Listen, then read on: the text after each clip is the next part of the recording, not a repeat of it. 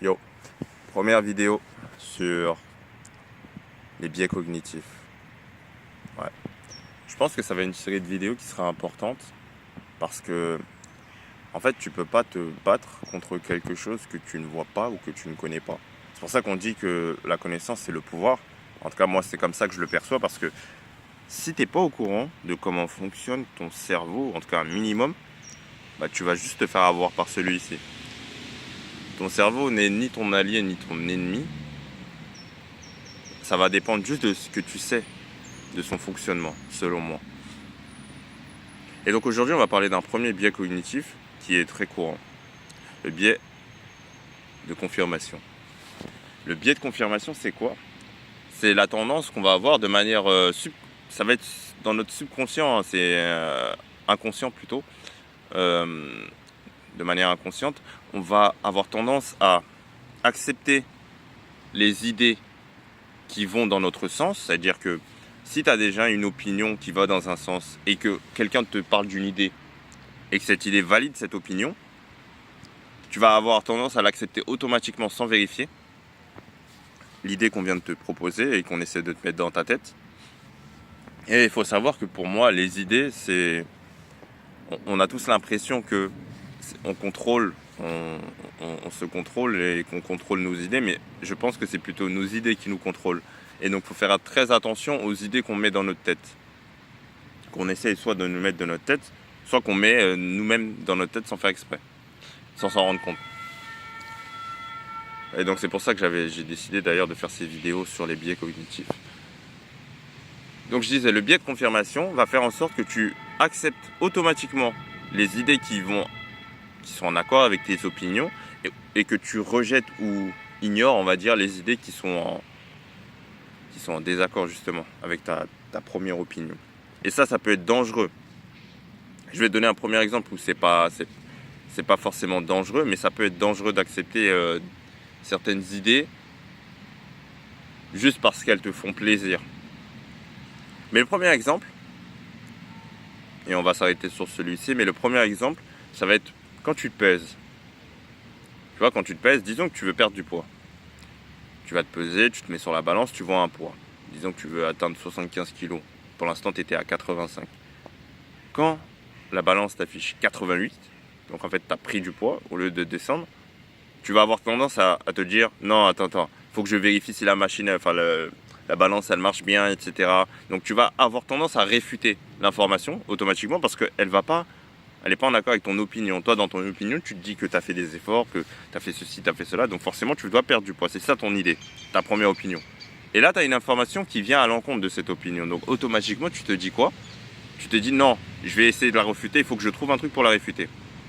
Si par contre, le poids écrit sur la balance, ça avait été les 75.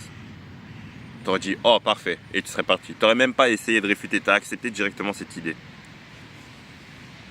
Je vais te donner un exemple qui est plus dangereux. Imaginons quelqu'un qui a des tendances un peu, on va dire, racistes. Cette personne, elle aime pas les... Disons qu'elle est blanche et elle aime pas... Ou elle est noire et elle aime pas les blancs. Ok? Imaginons. Elle est noire, elle aime pas les blancs. Elle se dit oui, les blancs, ils sont comme ci, comme ça, c'est des voleurs, ils sont sales, etc. Elle a plein de préjugés dans sa tête, plein d'opinions comme ça, qui viennent de je ne sais où, mais elle a une première opinion. Et il y a quelqu'un qui vient lui dire, tu sais, j'ai lu comment on dit, un article scientifique, et dans cet article, c'est écrit que les blancs, ils ont un gène qui fait qu'ils sont plus agressifs et qu'ils auront moins tendance à être propres, etc. Le mec, il va se dire quoi? Il va se dire, ah, t'as raison, c'est pour ça que j'avais ce ressenti-là, parce que comme ça confirme. Donc l'idée que la deuxième personne vient de lui apporter confirme sa première opinion, il entre dans le biais de confirmation et ne vérifie même pas l'étude. La personne lui a parlé d'une étude scientifique, de gènes, etc. Il ne vérifie même pas l'étude scientifique pour voir si c'est pas un canular. Il accepte directement l'idée dans sa tête. Et donc, maintenant, il a renforcé cette idée de les blancs sont comme ci, ils sont comme ça. Et à ton avis, comment il va se comporter dans la vraie vie? S'il y a un blanc qui vient lui parler et qu'il y a une petite dispute, automatiquement, il va il va être, comment dire, négatif par rapport à la situation parce que lui, il se dit que les blancs sont comme ça. À cause de cette idée que la personne vient de renforcer dans sa tête.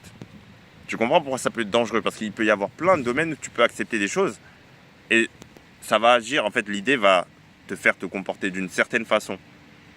Comme lui, il a une idée. Ouais, j'ai eu peur. Comme lui, il a une idée une idée spécifique de comment les blancs sont, de manière générale, bah, il va agir de manière négative à leur rencontre, forcément parce qu'il se dit qu'ils sont plus agressifs, ils sont plus ceci, ils sont plus cela, et que quelque chose vient de confirmer cette idée-là. Donc tu comprends pourquoi le biais de confirmation, il peut être dangereux. Il peut t'enfermer dans des idées, et d'ailleurs c'est le problème avec les réseaux, hein, quand tu tombes dans une bulle de filtre, tu enchaînes biais de confirmation sur biais de confirmation, et tu peux même en arriver à, comme certains tireurs de masse, je sais pas si c'est comme ça qu'on dit en français, ouais, tireurs de masse, qui vont dans les écoles et qui vont tuer des enfants, ou des, comment on appelle ça, les incels, qui vont tuer des femmes parce que, bah, en fait, sur les réseaux, ils sont tombés dans une bulle de filtre avec des gens où il n'y a que des gens qui pensent la même chose qu'eux, donc eux, ils avaient déjà une première opinion, au vu de leur expérience, par exemple, avec les femmes. Ils ont une première opinion.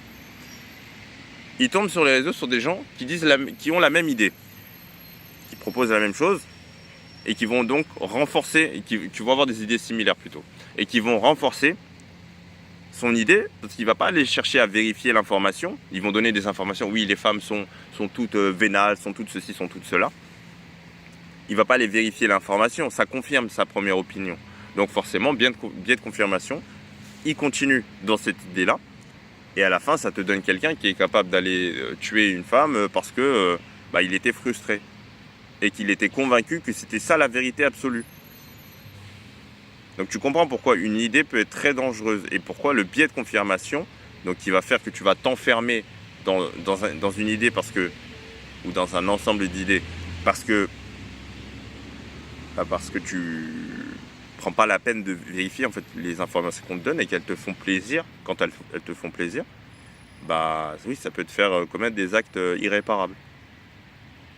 Donc j'espère que maintenant tu mesures un peu la portée et pourquoi c'est important de contrôler les idées qu'on a dans sa tête. Vraiment, c'est très important. Les idées sont à l'origine de ton comportement. C'est ça que tu ne te rends pas compte. Toutes les idées que tu as, toute la façon dont tu te comportes, par exemple dans la société, etc., c'est parce qu'on t'a inculqué certaines idées. La question c'est, est-ce que ces idées sont bonnes ou pas? Est-ce que tu es allé vérifier ces idées? Je ferai une deuxième vidéo sur le biais de confirmation